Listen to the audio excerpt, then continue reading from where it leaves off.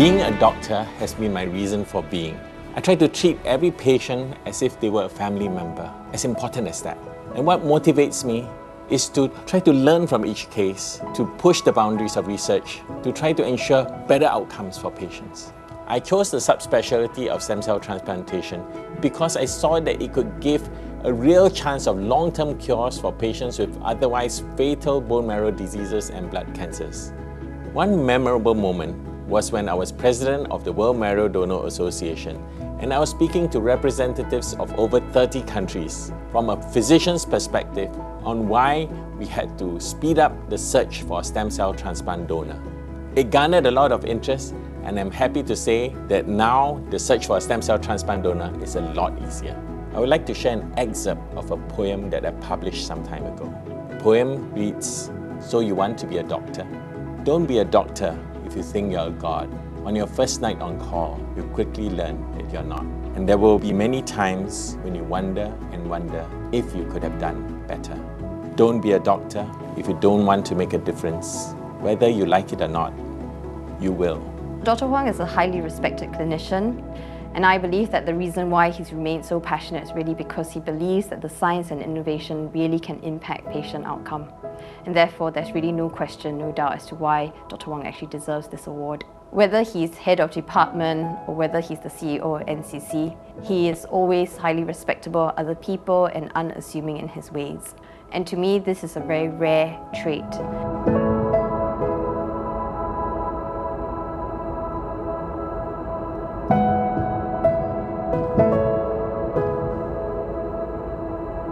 Pablo Picasso once said, "The meaning of your life is to find your gift, and the purpose of your life is to give it away."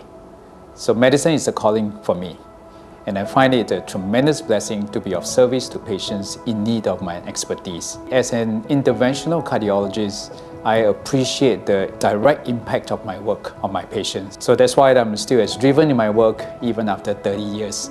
It is quite a stressful job, but it's something that is very rewarding. I took an immense interest in cardiology following my mom's demise from heart attack at her very young age. I find the heart a very fascinating organ with its complex mechanical, physiologic and electrical intertwines. To be appointed as Chief of Cardiac Department in 2003 and as a founding director of National University Heart Center, Singapore are significant milestones for myself. Many people will balk at the administrative chore that's come with this appointment, but I'm actually grateful for this opportunity to transform cardiology in NUH as well as in Singapore. To see that my work alter disease course, help patients recover from their sickness, return them to their jobs, families, and preserve their quality of life are the biggest satisfactions to me. I've known Prof. Tan for, this is 27 years now. He has been a maverick in the field of cardiology for the last 20 years. And these patients get their heart arteries opened up in a very timely manner. This has made a difference in the care of patients and saved many lives in the process. Chim, you have made such a difference for so many people, both your patients and for the people who have worked with you.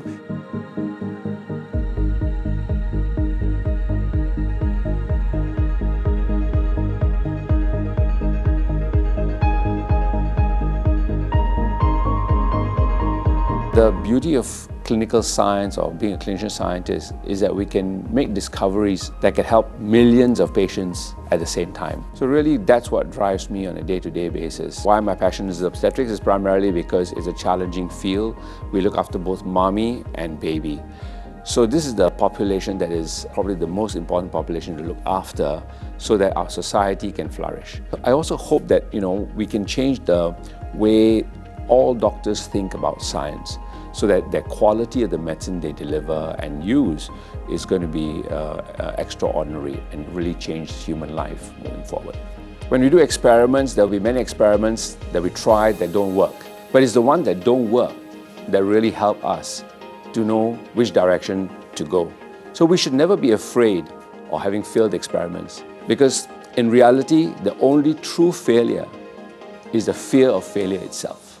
He's been president of the College of Clinician Scientists, and there he's done a wonderful job in promoting the field of clinician scientists, making that a profession that is respectable and desired by many others. The ability to turn your science into real business is something that very few people can do successfully. It'd be great for everybody to emulate him, to have that drive, the inspiration, the imagination to bring your science, something that you truly believe in, to the market and to actually benefit people in the community.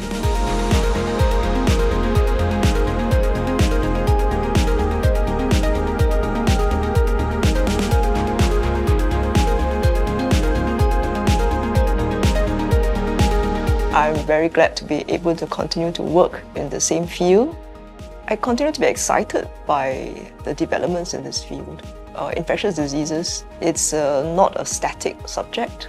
After I passed my Masters of Medicine and I was trying to think of which field to go into, but one day I happened to attend a lecture on MRSA and I found it, this is really interesting. Because in Singapore at that time, there was no recognition of such a specialty.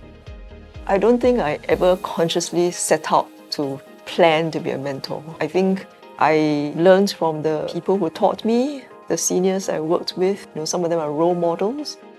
Often it's not just a matter of can they achieve their goals, can they achieve their objectives, but also to find out how they're doing. I've always, I think, been a good listening ear for some of the people I work with. My advice to juniors would be that sometimes you're not sure what will happen. You may be posted to a place that you don't like or think that you do not want to train in, but for every place that you go to, there will be something to learn. There will be people you will meet and some relationships to make, which for all you know may turn out to be the most fulfilling that you will have later on in your life. I've always considered Dr. Ang a true sage in her area of practice. Her nurturing nature sets me at ease as I began to look up to her as my mentor, learning the ropes of infection prevention and control. Her patience and understanding are something I look up to, and her willingness to listen and answer my questions.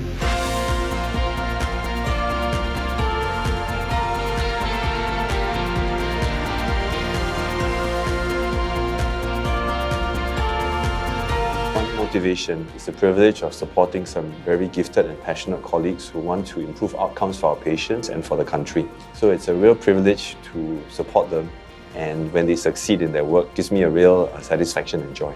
So rheumatology is an area of medicine that involves multiple systems, and so I enjoy it and was interested in it because I need to see the patient holistically.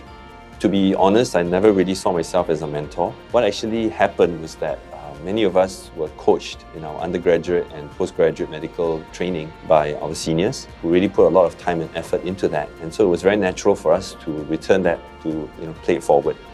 And as I did that, I found that I enjoyed it. And surprisingly, the folks that I was able to work with also seemed to benefit and enjoy it as well.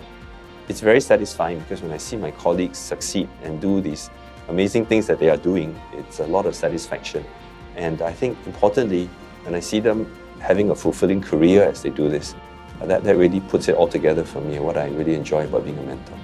Prof. Sambo has been instrumental in that. To me, his actions are reflective of his altruistic and selfless character.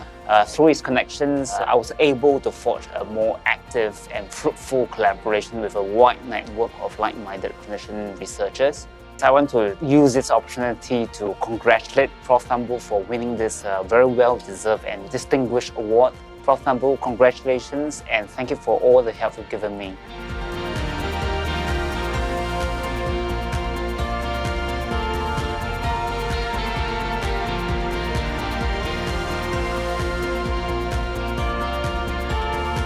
What drives me as a clinician educator are two things, people and the concept of improvement.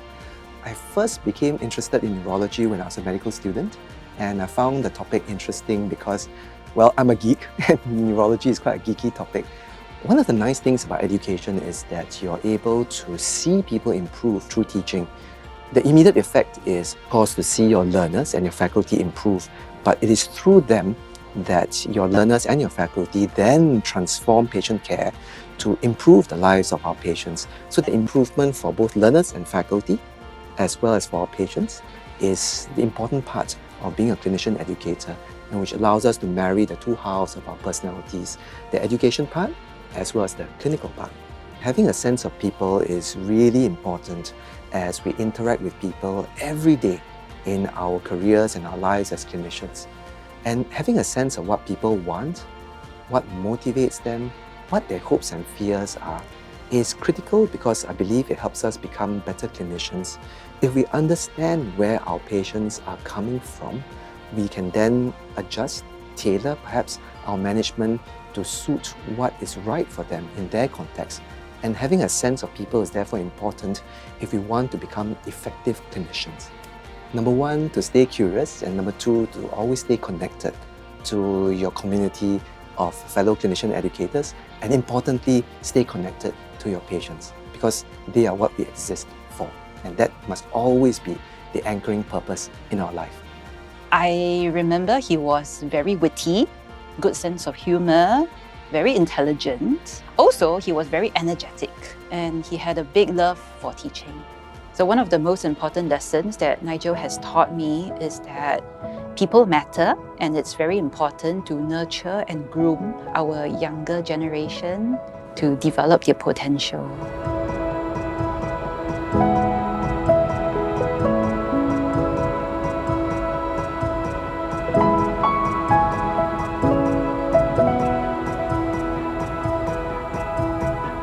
Our program had a few objectives. The first was to enable timely advanced care planning conversations for residents before they reach a time of crisis.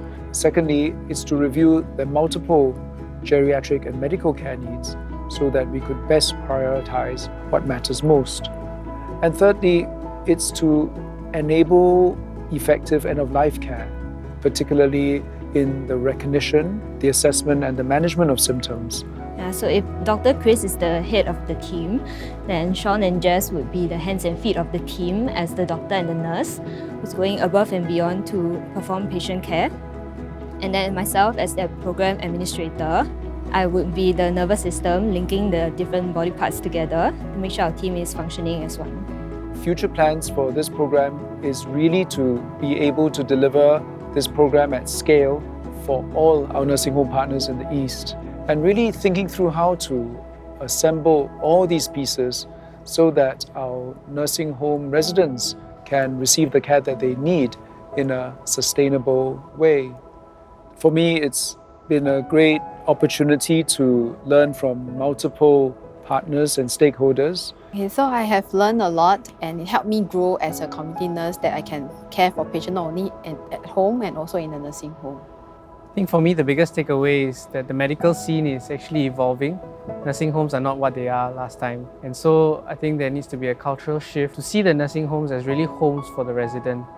The partnership with Eagle Care started in 2019, and it has benefited more than 200 of our residents. Eagle Care has also helped to provide training to our staff in terms of end-of-life topics and also in clinical interventions.